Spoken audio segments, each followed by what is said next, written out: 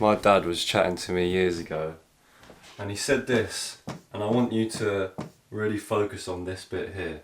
Now, I'm not going to use the word, but you can guess what that word is if it starts with a C and I've put three stars next to it. We were sitting chatting and he just randomly went, "Do you know what, son?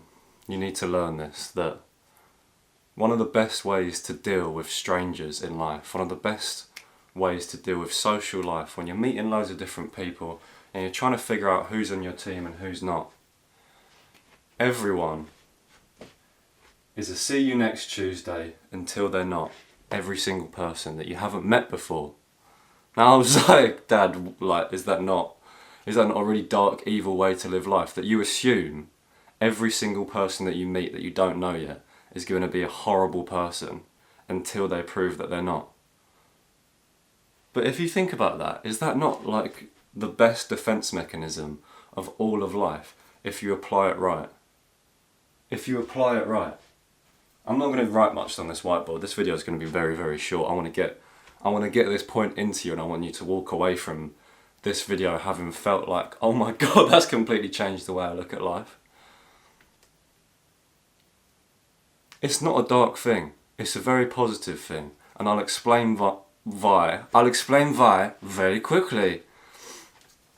If you take someone that is a complete stranger and you take you, yeah, and you meet them and you're like, "Hello mate, how you doing?" But in your head, you still greet them nicely, but in your head you are like, this person is a massive knob. They are not my friend and they are probably going to screw me over, and that's what's going to happen, yeah? That's just all in your head. Very briefly, you don't have to think about it too much, but you're assuming this person is going to be an absolute knob. But you still greet them nicely, you still act like everything's nice, you still behave in the way that you want to come across. Treat thy neighbour as well as you treat yourself. That's definitely not the statement, but something like that. And what you've basically done is you've given yourself a safety net just in case they are.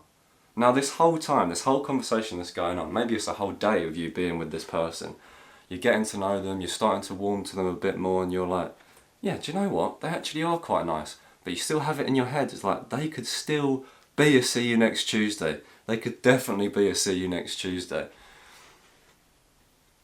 But I'm warming to them and it's nice. And you get towards the end of the day and you're still assuming that they're going to be a knob, but then when you leave them and they're not, you are so satisfied and you're so amazed with how that person has just basically done a complete 180, because you've assumed they're going to be a horrible person and they're not. And that's the best feeling. That's the best feeling. It's like the equivalent of starting your day and saying, I'm going to have a horrible day, I feel rubbish, I feel so tired, I feel exhausted, oh my God, I can't be asked to do this, bruv. And then you have the best day. Something happens and you just have the best day, and it actually doesn't go how you planned on it going, and it turns into this really positive experience. That feeling will be far greater than if you started that day saying, I'm going to have the best day, I'm going to have the best day. Even if nothing changed and you did have that good day, you would have known it would have happened, so it wouldn't have been as a shock to the system and therefore wouldn't have been as satisfying. Let's be honest, the most satisfying things in life come straight after you've been in some sort of state of shock, some sort of, oh my God, oh my God, oh my God. The best feelings come straight after that.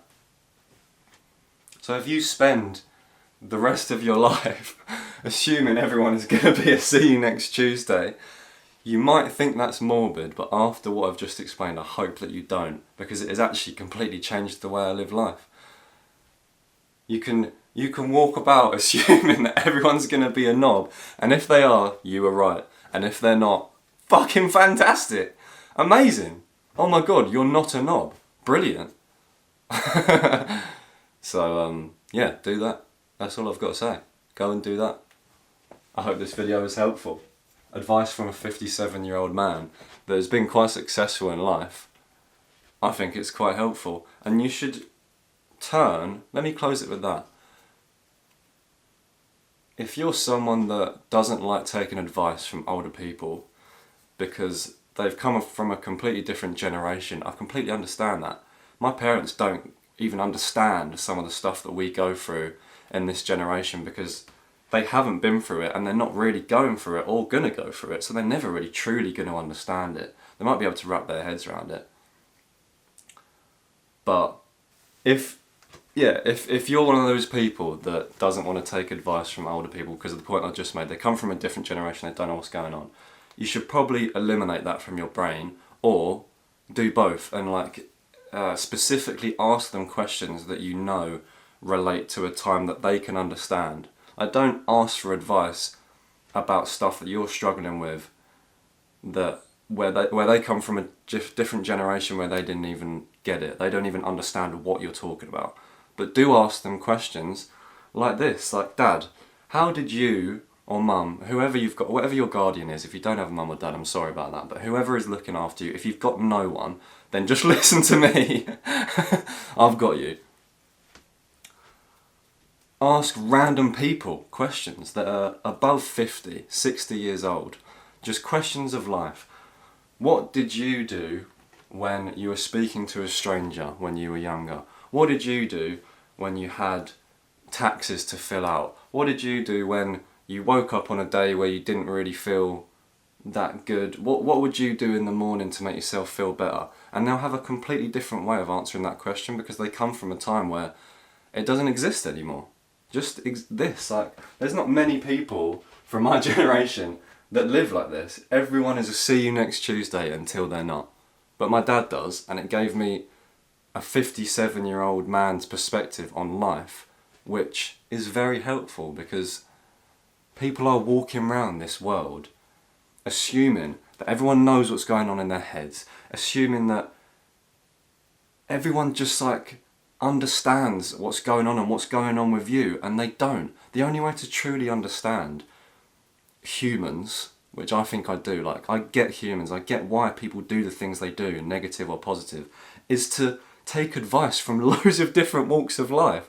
Don't just take advice from your mum or dad. Take advice from your mates. Take advice from a random homeless person in the street that might have been through loads of stuff, and yeah, they're in a shit position, but what if they've just been messed over so many times, but they've still learnt these great lessons? I genuinely took a lesson from a homeless man in Bristol when I was playing kendama. When I was playing with this...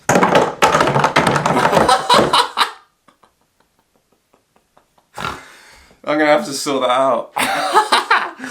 When I was playing with this in Bristol, I had a homeless guy come up to me and just start chatting. I mean, half the people in Bristol you can't understand anyway, because it's just farmer talk and you don't know what's coming out of their mouth, because there's just so many letters and things that are going on, you've got no fucking idea what they're saying. Imagine that times by 10 bottles of fucking beer and crack.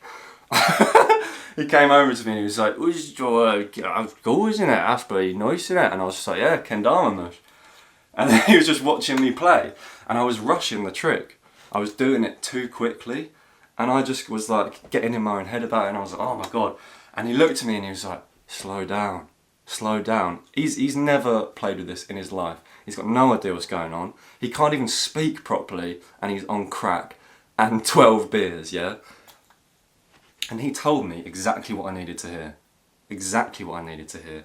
Only because I was able to absorb it, because I like humans. I get why he's in that position. He's been screwed over so many times that he feels like he needs to do loads of crack and alcohol to get over it. It's probably not even his fault. And he's just told me that I need to slow down, and I landed the trick. I landed the trick really quickly. And I looked at him and I went, "That was you. That was all you, because you saw something that I couldn't see. My 57-year-old dad can see things that I can't see.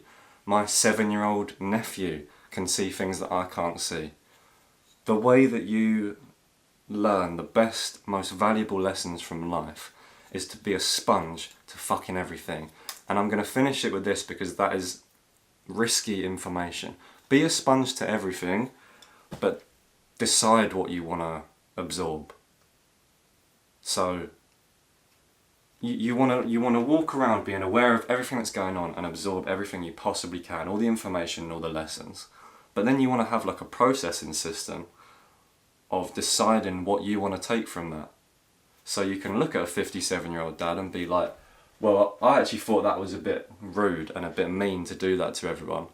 But having lived life and experiencing a lot of these, a lot of these, there's a lot of these around, you're then like, oh shit, maybe 57 years on this planet has made him realise something that I couldn't realise because I'm 25.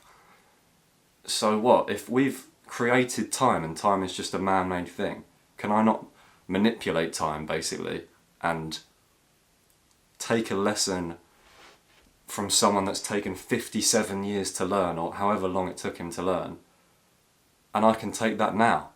That's like time travel, is it not? It's taken him 50 years to achieve that, it's taken me 25. I've travelled in time by just being a sponge to this advice and taking on board what I want to take on board, so yeah. I think every single time I'm going to make this video, like I say I'm going to make a video short and sweet, it always ends up being more, because it gives me the freedom to just say what I want to say. From the heart, from the gut. I'm going to go now, so yeah. Everyone's a car until they are not. I don't know what that outro was, that was a bit cringy, but goodbye. Take this advice. Do you know what's annoying about this hat? It just slowly does that, the whole video. I could start it off here and be like, that's where I want it. I like a bit of forehead and I like a bit of hair. I like that. I don't want it to be pure forehead. And I don't want it to be like that. But I don't know if you can tell, but it just slowly goes like that the whole video. And then like by the end, you can see my 6 head. Goodbye.